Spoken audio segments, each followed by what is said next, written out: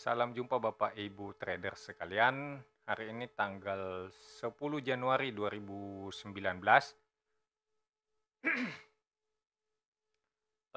IHSG-nya hijau kayaknya ya. Saya lihat tadi closing di OLT kayaknya hijau. Cuman saya belum lihat chartnya. Saya belum lihat chart IHSG apakah IHSG-nya udah hijau. Sampai saat ini saya belum ada rencana untuk kembali menambah posisi di saham-saham blue chip. Saya masih lebih banyak memperhatikan untuk saham-saham yang blue chip. Kalau mau trading juga trading hanya pendek-pendek ya, sehari 2 hari oke. Belum ada niatan buat nambah-nambah yang jangka panjang. Masih belum confirm buat saya, belum nyaman bahwa harga udah kemudian IHSG-nya udah kembali ke fase bullish ya. Jadi untuk teman-teman yang kebetulan juga masih bingung atau yang suka pegang blue chip, ya masing-masing bebas ya. Tapi kalau saya sih biasanya lihat-lihat IHSG aja. Kalau IHSG-nya udah kembali bullish, lebih enak lah pegang blue chip. Kalau lagi kayak gini, enakan main trading cepet. 1-2 hari dapat, alhamdulillah, iya kan?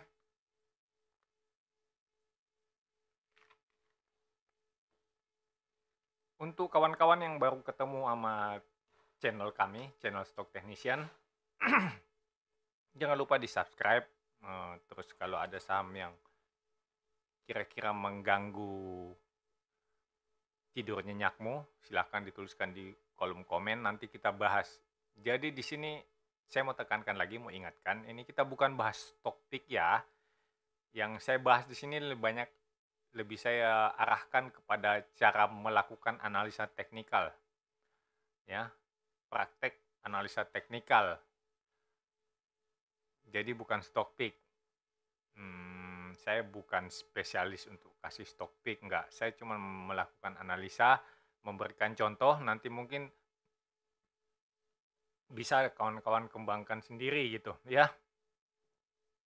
Dan memang saya harapkan bisa dikembangin sendiri. Saya hanya kasih contoh sederhana, kemudian kalau teman-teman bisa mengembangkan lebih jauh, lebih baik, yaitu malahan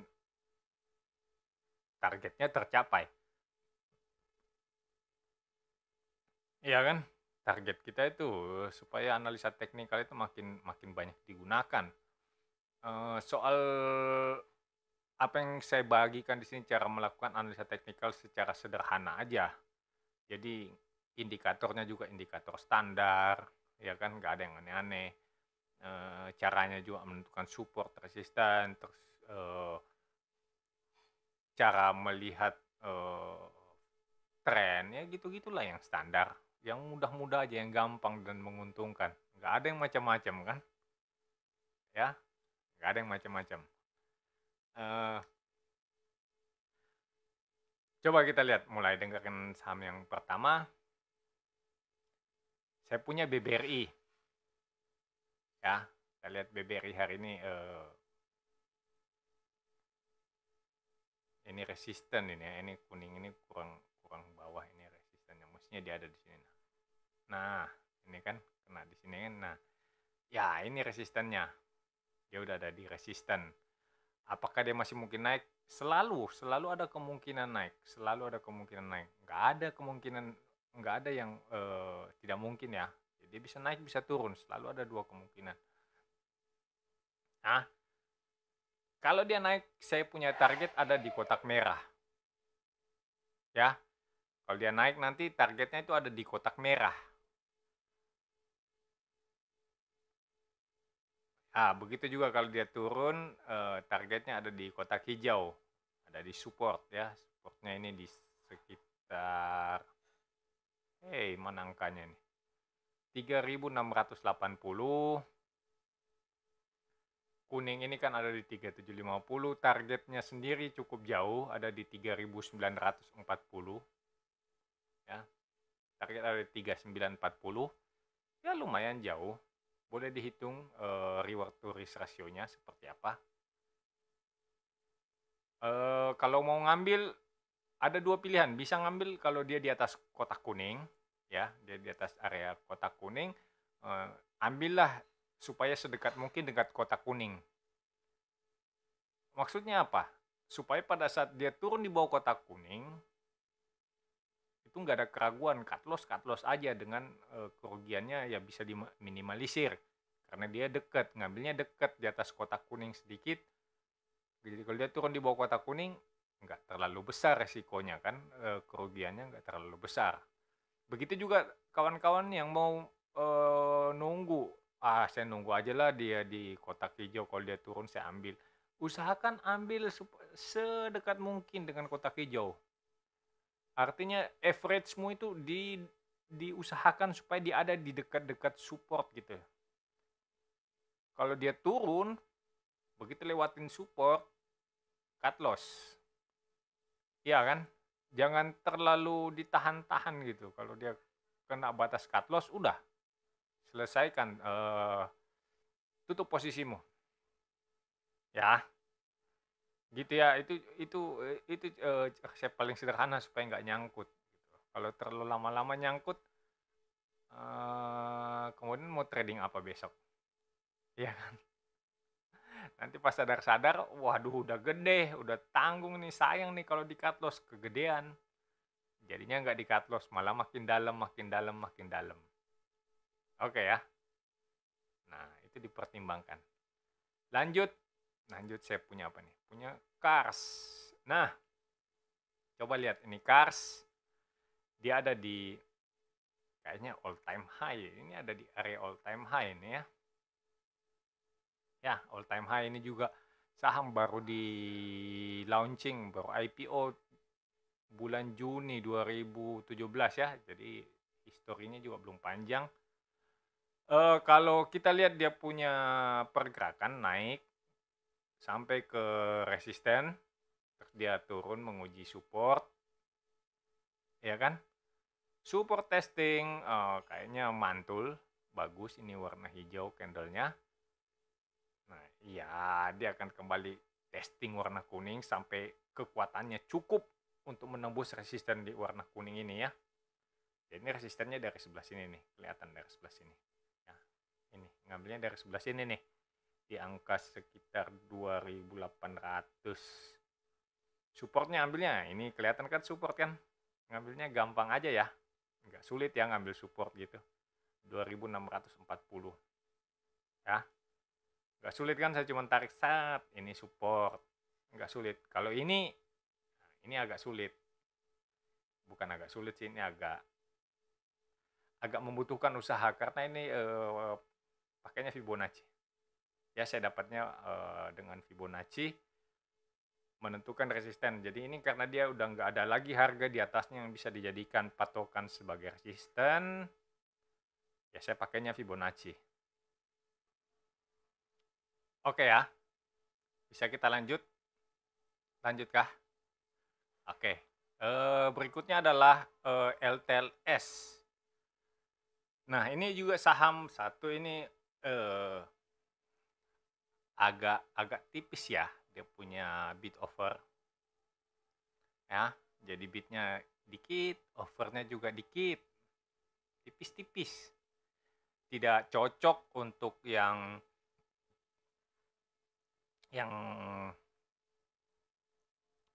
tipikal day trading gitu, itu kurang sesuai lah ya. Jadi kalau lihat buka OLT gitu, gitu lihat kan, set kiri kanan ya, kalau kirinya cuman ada 300, 250, 500, itu kan tipis-tipis ya, tipis ya, untuk harga di sekitar 570-an gitu ya, tipis. Berarti 570, 5.700, 57.000 satu lot begitu kan. Kalau beli 10 lot 570.000, Kalau beli 100 lot, dapatnya 5,7 juta. 1000 lot cuman 57 juta gitu kan. Tipis lah ya. Nanti kalau kita belinya 1000 lot udah susah buangnya. Sekali buang ke kiri habis 2-3 tangga gitu. Iya kalau 2-3 tangga sampai 10 papan hilang gimana? Ya kan? Jadi itu agak dipertimbangkan lagi kalau yang untuk day trading, kalau saham-saham seperti LTLS gini tuh ya dipertimbangkan lagi lah. Tapi kalau yang suka agak panjang ya, tunggu kalau dia terbang, kalau dia udah rame lah, kan ada di hari-hari tertentu itu transaksinya ramai gitu. Itu bisa bebas buang berapa ribu lot juga, buang kiri itu habis gitu. Ditaruh ribuan lot di sebelah kanan juga habis kemakan gitu kan. Ada hari-hari tertentu dia naik gitu. Nah, saham-saham kayak gini bisa dipertimbangkan ya. Kalau yang sukanya memang swing-swingnya agak panjang gitu, agak lama gitu, lebih santai tradingnya, yang kayak gini bisa dipertimbangkan. Tapi kalau yang day trading, mending nggak usah. Nggak cocok, ini tipis-tipis banget. Iya kan? Kalau kita lihat ini LTLS sekarang ada di supportnya, di area support sekitar 570 sampai 550 ini area supportnya. Kelihatannya sebagai area support. Nah, resisten berikutnya ada di sekitar 640, berarti ada sekitar 70 poin, lebih dari 10% untuk mencapai resisten berikutnya. Kemudian target utama saya itu ada di sekitar 680 sampai 690 ini ya. Nah, target utamanya saya itu ada di sini. Jadi dari 570 sampai 690 itu ada berapa itu? 120 poin ya. 120 rupiah. Itu berarti hampir 20% ya. 570 kali 2 berarti berapa itu? 57 kali 2 100.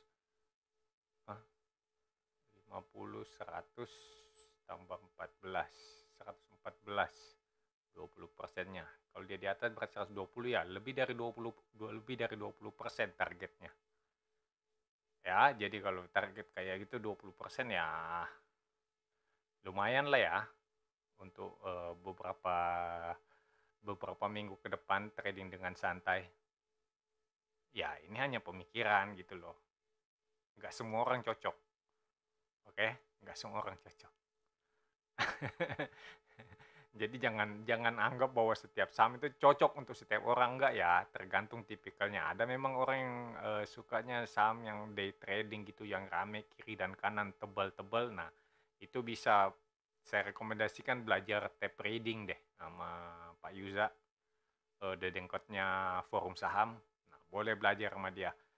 Join aja ke grup Telegram Beta Bisa, @beta bisa disambung semuanya, @beta bisa. Itu di Telegram. Nah, di situ nanti ada flyer kalau ada kelas online, ada workshop online. Kemungkinan di tahun 2019 ini ada workshop offline juga. Cuman lagi dipertimbangkan teknisnya karena tentu saja memakan biaya yang lebih ya daripada workshop online. Waktunya juga nggak fleksibel seperti online. Itu banyak pertimbangan. Boleh, kita lanjut. Saya punya Sril. Wow. Sril 2 hari berturut-turut candle merah besar ini turun 6%. Yang ini berapa nih? Yang ini 6%, yang satunya 2,9%. Nah, turunnya 3% yang ini. Ya udahlah. Ini udah kelihatannya turun. Saat ini saya taruh supportnya di sekitar 325. 325 berarti sekitar 320 ya. 320 sampai 326. Ya, karena ini kan fraksi 2. Tiap tik itu beda 2 poin.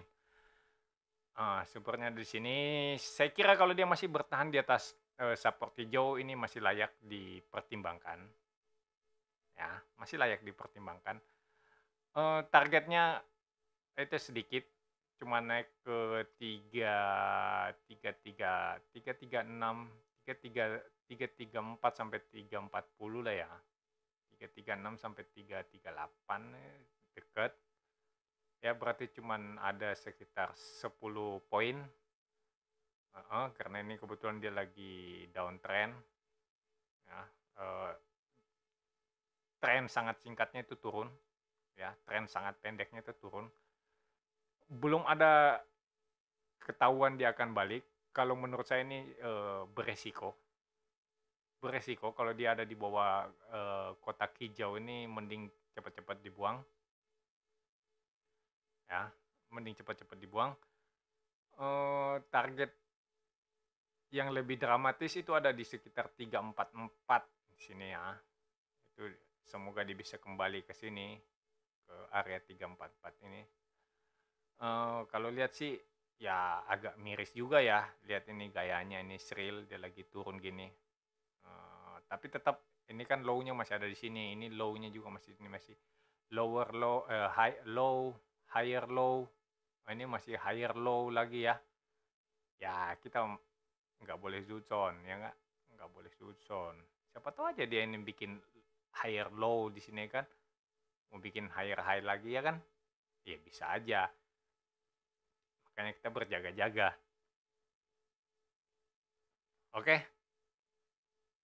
Nah seperti itu. Kalau lihat MACD-nya sih ya emang ini lagi turun, ini turunnya turun berat ini. Turunnya udah dead cross di bawah 0 ini kayaknya turun. Harga juga ada di bawah MA50 ini sama sekali bukan pertanda yang bagus ya. Bukan pertanda yang bagus untuk seorang trader di BEI. Ya, ingat kita di BEI cuma boleh beli duluan di harga rendah terus jual di harga yang lebih tinggi. Kita nggak bisa jual duluan, kita nggak bisa buka posisi short, jual duluan di area kuning nanti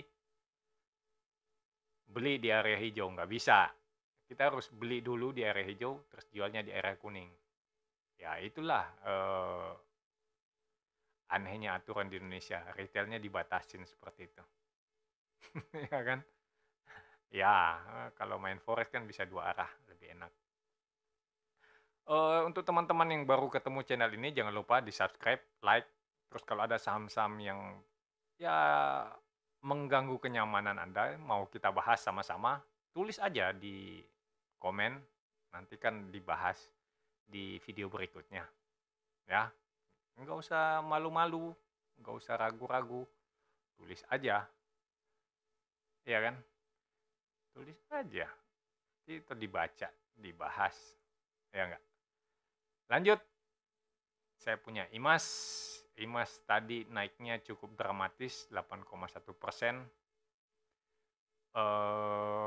High-nya di berapa? High di 2440, close di 2410 ya. Close-nya masih cukup dekat dengan high-nya. Kayaknya cukup bagus dia punya bentuk candle. Sementara ini saya menganggapnya, saya menghitungnya sebagai testing resisten ya. Resist testing di area kuning di sekitar 2450 ya. 2450 sebagai area resistnya. Ya, kotak kuning ini. Targetnya yang aman-aman saja di sekitar 2740 ya, 2700 lah. Ya kan? 2700 targetnya. Target idealnya. Nah, kalau dia breakout dari kuning ini, targetnya adalah ke kotak merah. Sementara itu saya udah taruh supportnya, saya udah pindahin lagi, udah naik ke angka 2220. Nah, kalau kemarin supportnya masih ada di bawah sini, saya masih hitung support di bawah sini kan. Support di bawah sini, ya support di sini. Sekarang udah naik satu langkah lagi. Ya. Kalau naik langkah gitu, udahlah ya, itu ya seperti saya pernah bilang, ini adalah caranya Darvas, ya, Nicholas Darvas. Eh, ya, Nick Darvas caranya kan kalau dia naik ke kotak berikutnya tambah, ya. Udah dia main-main di kotak itu, artinya Darvasnya lihat, oh dia sideways antara kotak ini, di antara kuning dan hijau, oke, dia tetap menunggu dengan tenang gitu. Kalau di dekat area support dia beli lagi. Kalau dia tembus area resist, dia boleh nambah. Gitu kan. Kalau dia turun di bawah dia support, keluar dari dia punya Darvas box, dia jualan. Ya, begitu loh. Ini kan yang selama ini kan yang kita praktekkan di channel ini kan gitu. Kalau dia naik di atas support, dikit dia tembus lagi resistennya, oke, kita tambah lagi. Trend following. Ya, ini cara paling asik nih, cara paling mudah dilakukan. Lihat support, lihat resisten, kita action. Oke kah? Boleh kita lanjut? Lanjut lagi. Ini adalah BBKP. Ya, hari ini candlenya bagus. Langsung kena resist di 320. Langsung kena resist di 320 ya. Kalau kelihatannya dia naik-naik sedikit, besok dia naik-naik sedikit ke 330 terus dia turun lagi, ya itu kemungkinan yang bisa terjadi. Tapi bisa jadi juga besok dia langsung turun lagi gitu. Karena ini area resist meskipun enggak terlalu kuat, tapi ini adalah tetap resist gitu. Tetap ini resisten. Dia naik dikit. Kalau lihat candlenya gini kan, wah kayaknya masih bisa naik lebih kuat nih. Ini naik lagi 330, saya kira itu tawaran yang cukup bagus ya, tawaran yang cukup bagus untuk jualan ya, ada di sini. Artinya jangan lihat 330-nya ya. Artinya dalam pandangan saya agak susah itu mau langsung naik ke target idealnya ke 356. Itu menurut saya agak susah. Dia kalau mau naik, kalau dia naiknya bagus ya, kalau naiknya sesuai dengan idealnya, sesuai dengan keadaan ideal, dia ini di area kuning dia naik sedikit terus turun lagi menuju kotak hijau ya. Kotak hijau ini ada di sekitar 300-an lah ya, 300. Jadi kalau dia mau naiknya secara ideal ya dia turun lagi, testing ini bener nggak ada support di sini. Kalau ada support baru dia lanjut naik lagi ya, gitu ya. Boleh ya, sampai sini nangkep ya bagaimana yang saya katakan dia bagus. Kalau lihat kan indikatornya semua oke. MA50 udah dilewatin. Ini saya punya MA50 ya. Yang ini saya punya MACD dalam golden cross ya. Mestinya sih ini udah oke, tapi kalau dia turun 1-2 hari kan nggak apa-apa. Untuk kemudian naik itu tuh nggak merubah tren yang sedang terjadi. Iya nggak? Iya nggak? Iya nggak? Oke kah? Ya, oke, kita lanjut lagi. Saya punya Fastway. Oke. Fastway ini